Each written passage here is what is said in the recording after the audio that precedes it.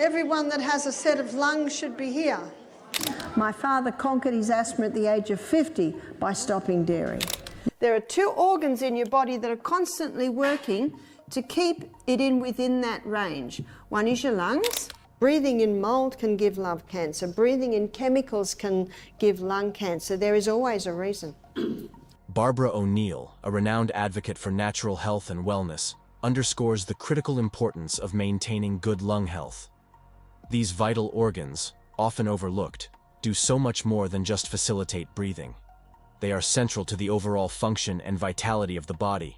This video will delve into the incredible ways the lungs contribute to perfect health and the practical steps that can be taken to maximize their potential. Secret number 1. Address mucus overproduction in the lungs. Barbara O'Neill emphasizes the importance of managing mucus production in the lungs to maintain optimal respiratory health. While mucus protects the lungs by trapping harmful particles and pathogens, excessive production can lead to breathing difficulties and increase the risk of infections, particularly in conditions like asthma, bronchitis, and chronic sinusitis. To address this, Barbara O'Neill recommends several practical tips. First, identify and eliminate common irritants that trigger mucus overproduction. This includes avoiding chemical fumes from household cleaners, disinfectants, and scented products like perfumes and air fresheners. But one of the reasons why people get excess mucus in the respiratory areas is because of an allergy. And that allergy could be to exposure to chemicals, it could be exposure to mold. Check your house. There can't be any mold in your house, it's a toxin. And it can also be an allergy to food. So it's a matter of putting the detective hat on and finding out, now why do I have all this mucus? Now if someone's got a cold, they're going to have mucus. And if someone had a cold and it went to the chest, they probably coughed for 3 weeks. That's usual. One lady said, my little one's been coughing for 2 weeks. I'll say, yeah, that's usual. That's usual. So let the body do its house clean. And rejoice every time a lump comes up. Where was it before it came up? It was in you. That's right. And so be cautious of exposure. These substances can irritate the respiratory tract, leading to increased mucus as the body tries to protect itself. Switching to natural, non-toxic cleaning products and improving indoor air quality through regular ventilation can help reduce these irritants. Dietary changes are also crucial. O'Neill advises reducing or eliminating dairy products, which are known to thicken mucus, and avoiding refined sugars and processed foods that contribute to inflammation. Instead, focus on a diet rich in anti-inflammatory foods such as leafy greens, fruits, and vegetables. These foods not only reduce mucus production, but also support overall lung health. But let's go back now to look at why there might be irritation in the respiratory organs. It might be exposure to chemicals, it might be exposure to mold, or it might be exposure to certain foods. And so the 5 main allergen foods are dairy, and that's one of the first symptoms of an intolerance to dairy is excess mucus. Excess mucus in the respiratory organs. Also the hybridized wheat, we've discussed that a couple of times. The hybridization of the wheat in the 1950s produced structures in that wheat that are not known in nature. And some people with a cast iron stomach who don't eat it, all day, every day, they don't appear to be many symptoms. But one of the symptoms of an allergy to wheat is excess mucus. Oats is high in a plant chemical called lectins. I think you call it oatmeal. We call it oats in Australia. And lectins, if they get into the blood, they increase inflammation. So if someone has an allergy of any type, they're best eliminating the oats. Once the allergen's been, or the allergy symptoms have gone and everything's settled back to normal, maybe they can have a little bit. You'll quickly see. If they have the oats and then the mucus appears, what's the body saying? No, go to millet, go to rice, go to something else. Peanuts are commonly contaminated with mold. and so they're best kept away if there's an allergy. And refined sugar, basically it just is like kerosene on a fire with any sickness. Well, when you get someone that's got an allergy to these foods and there's common excess mucus building up in that area, then the microorganisms evolve into or change roles into a cleanup or cleanup team, you could call it. That's called yeast and fungus. That's what they do. They clean up the area. But because the allergens continue and the mucus continues, then the fungus, the yeast, have a continual food supply there. To effectively incorporate natural remedies for clearing mucus from the lungs, you can start by using herbs like licorice root, thyme, and peppermint in your daily routine. Licorice root is particularly beneficial for soothing the respiratory tract and calming mucous membranes. To make licorice root tea, simply take 1 teaspoon of dried licorice root and add it to 1 cup of boiling water. Let it simmer for about 10 minutes, then strain and drink it warm. This tea can be consumed 1 to 2 times a day, especially when you experience respiratory irritation or congestion. Thyme is another powerful herb that acts as a natural expectorant, helping to clear mucus from the lungs. To use thyme, you can make a simple tea by steeping 1 teaspoon of dried thyme in a cup of hot water for 5 to 10 minutes. Strain the tea and drink it warm. This tea can be particularly effective if consumed 2 to 3 times a day when dealing with mucus buildup. Alternatively, you can add fresh or dried thyme to soups and dishes, allowing you to incorporate its benefits into your meals. Peppermint, known for its menthol content, helps to open up the airways and soothe the respiratory tract. You can make peppermint tea by steeping fresh or dried peppermint leaves in hot water for 5 to 7 minutes. Inhale the steam from the tea before drinking to maximize its decongestant effects. Peppermint tea can be consumed up to 3 times daily, particularly when you have congestion or need to clear your airways. By regularly incorporating these herbal teas into your routine, you can enhance lung function, reduce mucus buildup, and alleviate respiratory discomfort. Secret number 2. Eliminate mold exposure for better lung health. Barbara O'Neill emphasizes the serious impact that mold can have on lung health. Mold is a pervasive toxin that can cause a variety of respiratory issues, including asthma, bronchitis, and chronic sinus infections. It thrives in damp, poorly ventilated environments such as bathrooms, basements, and even within bedding materials like mattresses and pillows. Continuous exposure to mold spores can irritate and inflame the airways, leading to persistent respiratory symptoms that can worsen over time if not addressed. What needs to be addressed is the quality of air that you're breathing.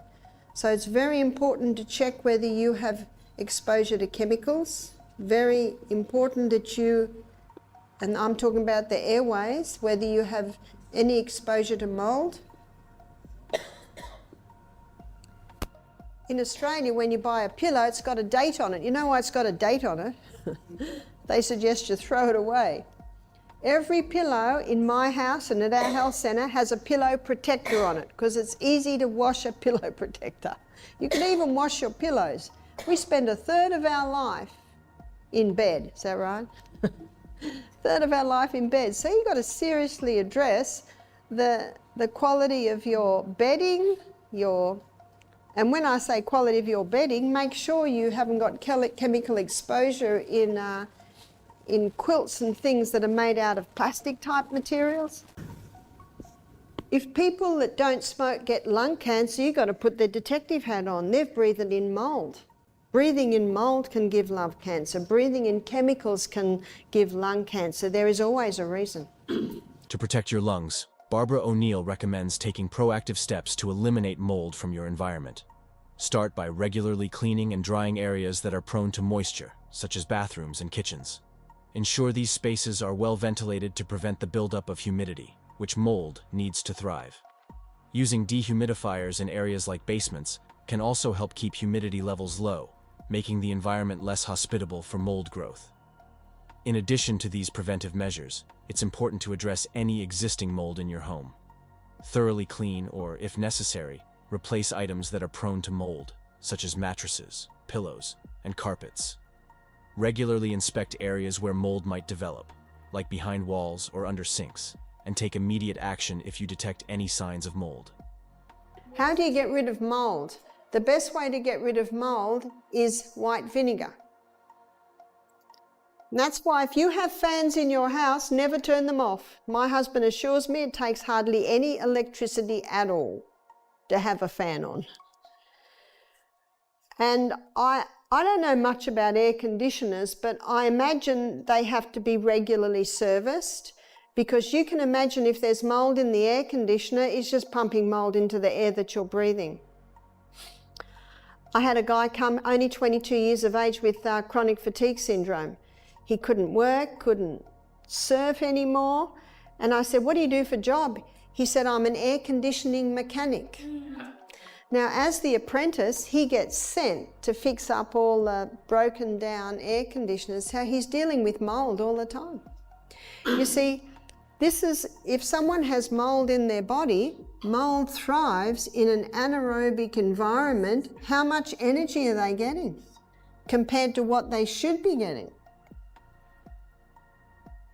That's why one of the causes of chronic fatigue syndrome is mold. I have found in 9 cases out of 10 of people who've come to me with chronic fatigue syndrome, when I investigate their history, there's mold exposure. And I've had 2 men do our program within about 3 months of each other who got depression 6 months after moving into a moldy house. Because where are their brain cells running? Up there instead of there. You see why we all should be private investigators? Because there is always a reason you've got to investigate that. So if you have mold in your house, spray it with white vinegar and quickly leave the room. Come back 10 minutes later and it'll be dead. Then you wipe it up. And then you get clove oil or oregano oil or tea tree oil, or the other one is thyme oil. They're very strong antifungal, and wipe it over. And then find out why that mold is there. It shouldn't be there. Is there a leaking tap behind? Did the carpet get damp? Well, that carpet has to go. What's your health worth? By maintaining a mold-free environment, you can significantly reduce the risk of developing respiratory issues and support the long-term health of your lungs. Taking these steps not only improves air quality, but also ensures that your home remains a safe and healthy place for you and your family.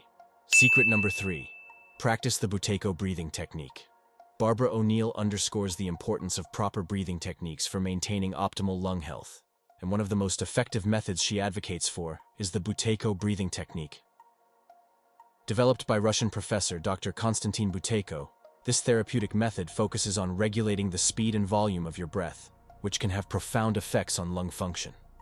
I read the story of a man called Professor Buteyko, Russian professor from the mid-1800s. He was a mechanic in the war, and he thought to himself when the war had finished, if I can understand how the human machinery works, I reckon I can fix it. Because he said, I understand how motors work, so I know how to fix them. Why not the human machinery? That makes a lot of sense, doesn't it? So he studied medicine, and that's when he discovered that you need carbon dioxide. Now, we've heard of carbon dioxide poisoning. It's called hypoxia, lack of oxygen, and that definitely is a problem, but also lack of carbon dioxide is a problem. So what he did, he developed this method of breathing where the person not only closes their mouth but holds their breath. Now, that almost seems opposite to what you would do when you're trying to get air. But holding the breath at times and then only breathing through the nose, it raised the carbon dioxide levels in the blood, and what that did was it relaxed smooth muscle around the bronchioles and opened the bronchioles. It's called bronchodilator. And Ventolin, which is the most common drug they give to asthmatics, is a bronchodilator. It opens those airways so they get more air. But did you know that the side effect of Ventolin is that it reduces lung capacity? And what does the asthmatic person want? More lung capacity. Unlike conventional breathing, which often involves deep and rapid breaths, The Buteyko technique emphasizes breath retention and nasal breathing to optimize oxygen exchange and increase carbon dioxide levels in the blood. The core principle of the Buteyko method is that by increasing carbon dioxide levels, the bronchi, the airways that carry air to and from the lungs, are relaxed. This relaxation allows for more efficient air exchange, making it easier for the lungs to deliver oxygen to the blood and remove carbon dioxide. This technique is particularly beneficial for those suffering from asthma and other chronic respiratory conditions, as it can help to reduce symptoms like wheezing, shortness of breath, and hyperventilation. To practice the Buteyko breathing technique, start by sitting comfortably in a quiet space. Close your mouth and focus on breathing gently through your nose. The goal is to breathe slowly and shallowly, allowing your body to gradually accumulate carbon dioxide. If you feel the urge to take a deep breath, resist it, and continue breathing calmly through your nose. Over time, you may notice that your breathing becomes more effortless, and your respiratory symptoms begin to diminish. Barbara O'Neill suggests incorporating the Buteyko technique into your daily routine, especially if you experience frequent respiratory issues.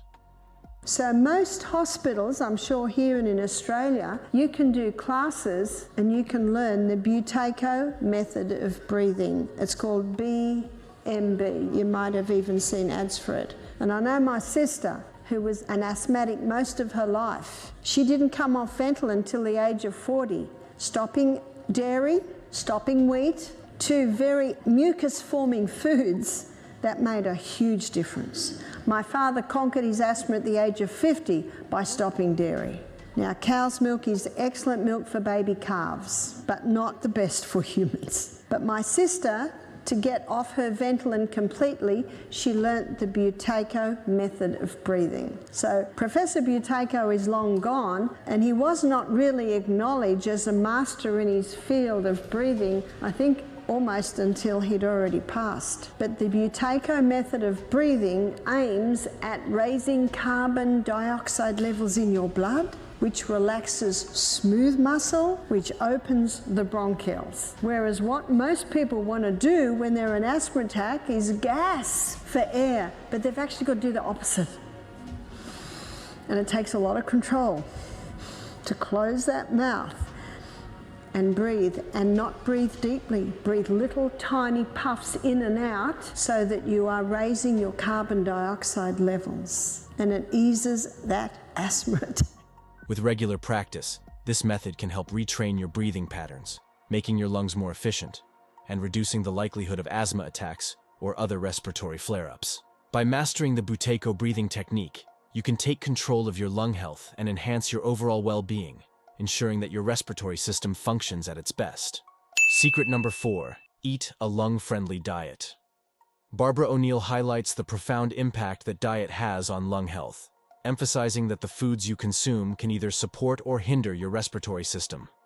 Certain foods, particularly those that contain fungi, such as some cheeses and refined sugars, can trigger an immune response that leads to excessive mucus production. This excessive mucus can clog the airways, causing respiratory discomfort and exacerbating conditions like asthma and bronchitis. Additionally, hybridized wheat and other highly processed foods can contribute to fungal growth in the body, further worsening respiratory issues. To promote better lung health, Barbara O'Neill recommends adopting a diet that is rich in whole, unprocessed foods. These foods not only minimize mucus production, but also provide essential nutrients that support the respiratory system. Dark leafy greens, such as kale and spinach, are particularly beneficial as they are high in antioxidants and chlorophyll, which help detoxify the lungs and reduce inflammation.